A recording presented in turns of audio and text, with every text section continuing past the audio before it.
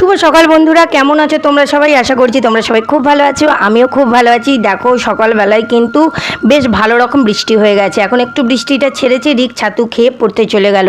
ও বেরিয়েছে, মিনিট পাঁচেকও হয়নি আবার বৃষ্টি শুরু হয়েছে। দেখতে পাচ্ছ নিচেটা ভিজে যাচ্ছে। আমি জানলায় বৃষ্টিটা দেখছি আর ভাবছি ছেলেটা ঠিকমতো পৌঁছাতে পারলো কি না। যাই হোক, সে চলে গেছে, আমিও ঘরের কাজে হাত দিয়ে দিয়েছি। এখন আর ব্ল্যাকি আমাদের কাছে এখানে শোয় না। এতদিন বাঁধা ছিল, ডক্টর বলেছে এখনও দিন 15-20 একটু সাবধানে রাখবেন যাতে হুড়োহুড়ি না করে, পায়ে লেগে যাতে না যায়, তাহলে পুনরায় ওই জোড়া জায়গাটা আবার ক্র্যাক হয়ে যেতে পারে। কিন্তু ব্ল্যাকি আর বাঁধা থাকতেই চাইছে না, চিৎকার করছে, টান দিয়ে গলার পুরো লোম তুলে ফেলছে। ও আর থাকতে চায় না। তো ওই জন্য ছেড়ে দিই, খুব একটা লাফালাফি করে না, সেটা একটু খেয়াল রাখি। আর বেড কভারটা দেখছি একটুখানি ছিঁড়ে গেছে। এটা হচ্ছে রানী, ওপরে ওঠার জন্য খাটে উঠবে বলে এত বায়না করে, ওর নখ লেগে ওই জায়গাটা ছিঁড়ে গেছে। ওই জায়গাটা আমার সেলাই করে দিতে হবে, নইলে আবার ফেটে যাবে, আরও বেড়ে যাবে ছেঁড়াটা।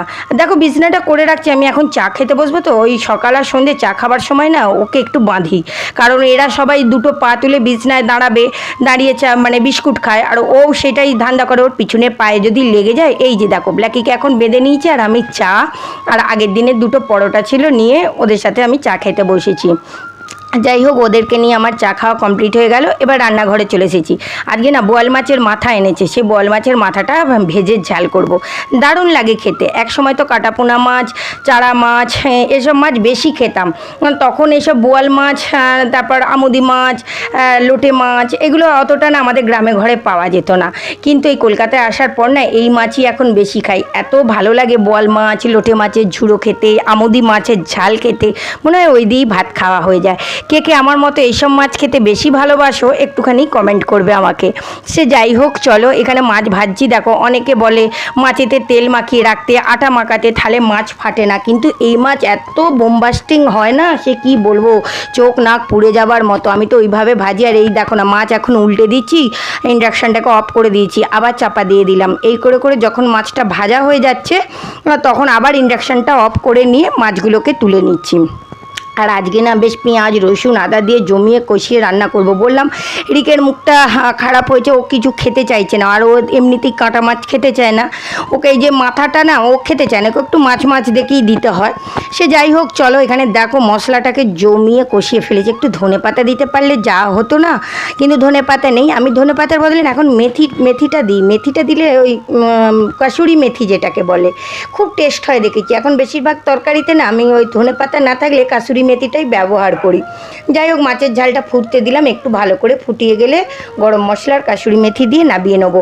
ওইদিকে মাছের ঝালটা বসিয়ে দিয়ে চলে এসেছি কাচাকুচি করতে। আগের দিন রাত্রি আমি ভিজিয়ে রেখে দিই, যাতে সকালবেলা সময় মতো আমি আমার কেচে নিতে পারি। আর সকালে ভিজিয়ে তারপর কাচবো, এইরকম যদি চিন্তা ভাবনা করি না, অনেকটা দেরি হয়ে যায়। তারপরে এই যে সকালবেলা উঠেই দেখবো ও বাবা আকাশে বৃষ্টি পড়ছে, থাক আজকে আর কাচবো না, এইটা মনে হয়। আর এখন দেখো কি সুন্দর রোদ উঠেছে।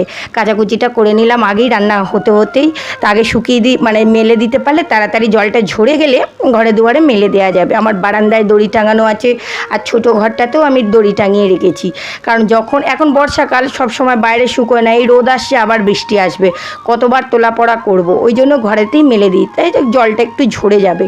আর এই যে দড়িটা টাঙানো আছে না, এটা শেডের নিচে আছে, এটা বৃষ্টি হলেও ভিজবে না।